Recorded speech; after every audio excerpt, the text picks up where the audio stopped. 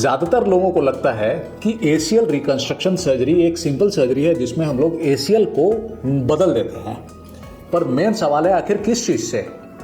Peroneus longus, quadriceps, hamstrings या patellar tendon? ये आपको विश्वास ना होगा, ये हर एक का इफेक्ट आपके पेन, आपकी रिकवरी, आपके स्ट्रेंथ, आपके रिटर्न टू स्पोर्ट्स और ओवरऑल सेटिस्फैक्शन पे पड़ता है। आज के इस वीडियो में हम लोग इसी टॉपिक को डिटेल में डिस्कस करेंगे और हर एक ग्राफ्ट के बारे में जानेंगे। किस ग्राफ्ट को हम लोग किस जगह से लेते हैं, उसके क्या फायदे हैं और क्या नुकसान हैं। तो फ्रेंड्स, इस वीडियो को अंत तक सुनिएगा और जानिए एसीएल ग्राफ्ट्स के बारे में। नमस्कार, मैं हूं डॉक्टर अश्विनी गौरव।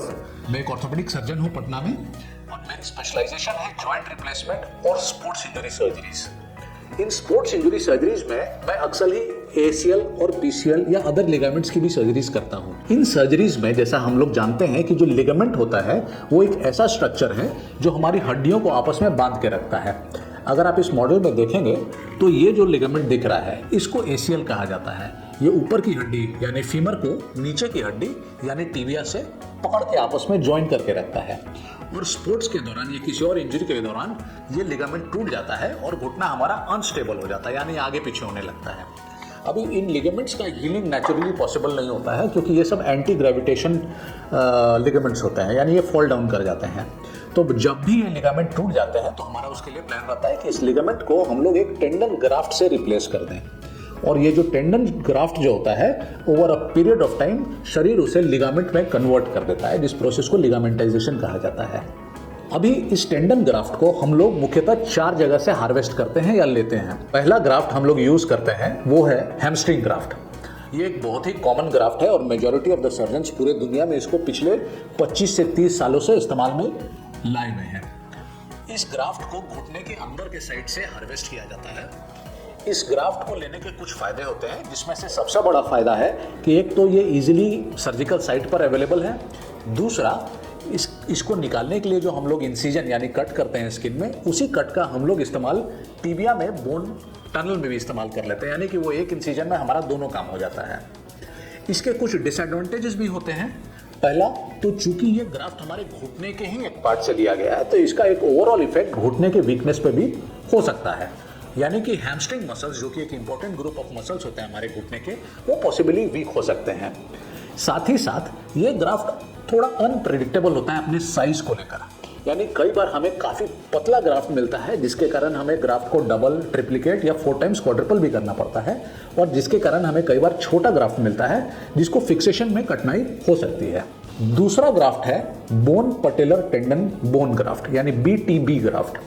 ये मेरे समझ से दुनिया का सबसे पुराना ग्राफ्ट है। इसको एटलीस्ट 40 to 50 ईयर्स हो गए हैं। इनफैक्ट जब एसीएल की सर्जरी दूरबीन से न करके ऑपरेशन यानी पूरा चीरा देकर खोल के की जाती थी, उस समय से ये ग्राफ्ट इस्तेमाल में हो रहा है।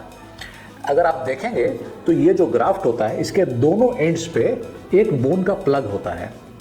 तो इस बोन के प्लग के कारण हमें बोन टू बोन यूनियन जो कि टनल्स में बनता है एसीएल के फिक्सेशन के दौरान, वो फास्ट होने का एडवांटेज मिलता है।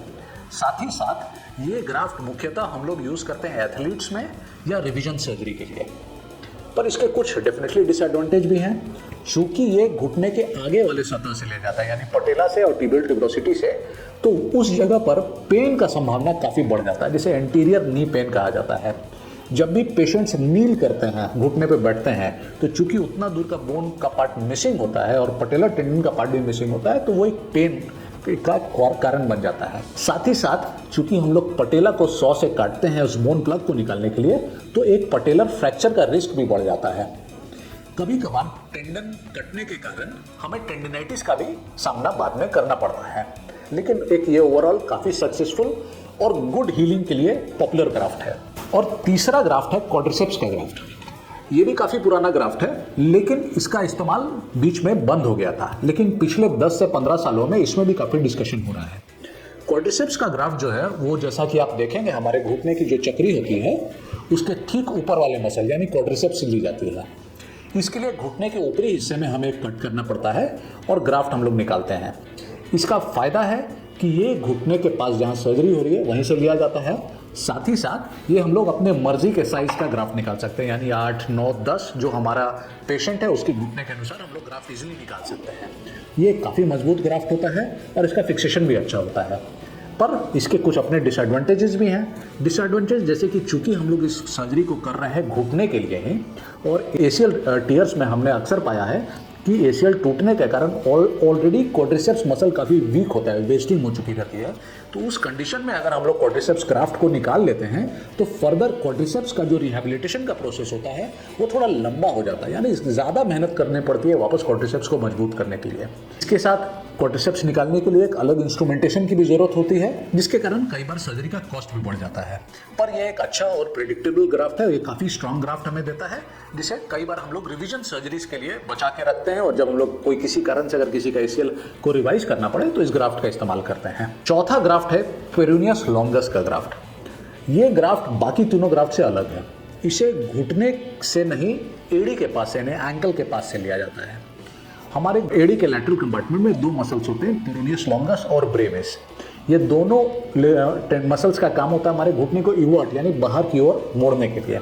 इन दोनों टेंडन्स में हम लोग एक टेंडन जो कि है पेरोनियस लॉन्गस, उसको सेफली हार्वेस्ट कर सकते हैं। इसको हम लोग, चूंकि ये ग्राफ्ट होता है एड़ी के पास से, इसे हम लोग छोटे चीरे स्मॉल इंसिजन के थ्रू हार्वेस्ट कर लेते हैं। ये एक बहुत ही मजबूत, लंबा और प्रेडिक्टेबल ग्राफ्ट होता है, यानी कि आपको 8 मिलीमीटर का ग्राफ्ट अचीव करना बहुत ही आसान होता है, और मोस्ट ऑफ द टाइम हम लोग 9, 9.5, 10, 10.5 तक भी इजीली चले जाते हैं। चूंकि इसका चीरा जो होता है वो एंकल के पास में होता है, तो ये कॉस्मेटिकली भी काफ़ी खूबसूरत होता है, यानी कि शूज़ के अंदर या मोजे के अंदर छुप जाता है। हमें हर बार एक स्टैंडर्ड साइज का ग्राफ्ट मिल जाता है जिसे हम लोग इस्तेमाल कर सकते हैं। पर जैसा है हर एक ग्राफ्ट की तरह इस ग्राफ्ट में भी कुछ डिसएडवांटेजेस हैं। पहला डिसएडवांटेज है कि हमें एक एक्स्ट्रा एरिया को प्रिपेयर करना पड़ता है, यानी घुटने के साथ साथ एड़ी को भी सर्जरी के लिए प्रिपेयर करना पड़ता है।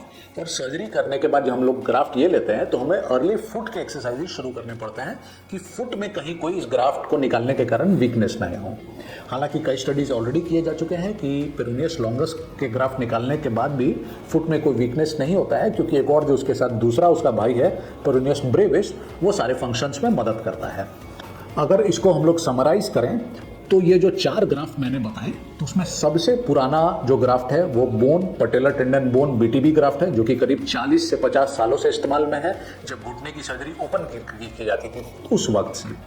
दूसरा ग्राफ्ट हैमस्ट्रिंग ग्राफ्ट, ये भी 25-30 सालों से प्रैक्टिस में है और इसके भी रिजल्ट्स काफ़ी प्रेडिक्टेबल हैं। और जो 2 ग्राफ्ट हैं यानी पेरोनियस लॉन्गस और क्वाड्रिसेप्स, ये दोनों ग्राफ्ट 10 से 15 सालों से प्रैक्टिस में है और धीरे धीरे लोग इसे अपने प्रैक्टिस में इन्वॉल्व कर रहे हैं। एसीएल लिगामेंट का जो टेंसाइल स्ट्रेंथ होता है, यानी कितना लिगामेंट पे कितना प्रेशर पड़ेगा तो वो फेल करेगा, वो होता है करीब 2200 न्यूटन।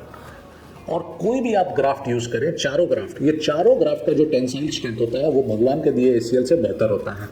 तो हमेशा जो कंपैरिजन है वो ग्राफ्ट के स्ट्रेंथ पे नहीं निर्भर करता है, बट कई और फैक्टर्स पे निर्भर करता है, जैसे कि उसको हार्वेस्ट करना कितना इजी है, उसको हार्वेस्ट करने से पेशेंट को क्या फायदा या क्या नुकसान है, उस ग्राफ्ट का टेकअप कैसा है, और हम लोग उसको किस लिए इस्तेमाल करें, यानी प्राइमरी सर्जरी या रिवीजन सर्जरी। तो फ्रेंड्स, आपने जैसे देखा कि हर एक ग्राफ्ट जो हम लोग निकाल रहे हैं उसके कुछ फायदे और कुछ अपने लिमिटेशंस हैं। तो कोई भी ग्राफ्ट परफेक्ट या स्टैंडर्ड सबके लिए सही नहीं हो सकता है, ये पर्सन टू पर्सन वेरी करता है, यानी हर एक घुटना अलग होता है, हर एक पेशेंट अलग होता है और हर एक पेशेंट के लिए ग्राफ्ट अलग होता है। और बेस्ट ग्राफ्ट वही होता है जो आपके सर्जन आपके घुटने के लिए चुनते हैं, ना कि वो जो अभी इंटरनेट पे ट्रेंड कर रहा हो। अगर आप मुझसे अपने घुटने के लिगामेंट इंजरीज के बारे में कंसल्ट करना चाहते हैं या मिलना चाहते हैं तो मेरा नंबर नीचे फ्लैश हो रहा होगा, आप मुझसे जीवनदान हेल्थ पटना में मिल सकते हैं और इस तरह की कोई भी लिगामेंट्स की इंजरीज के बारे में चर्चा कर सकते हैं। हम लोग किसी और दिन मिलेंगे किसी और वीडियो के साथ। तब तक आप लोग अपना ख्याल रहें, खुश रहें, स्वस्थ रहें। नमस्कार।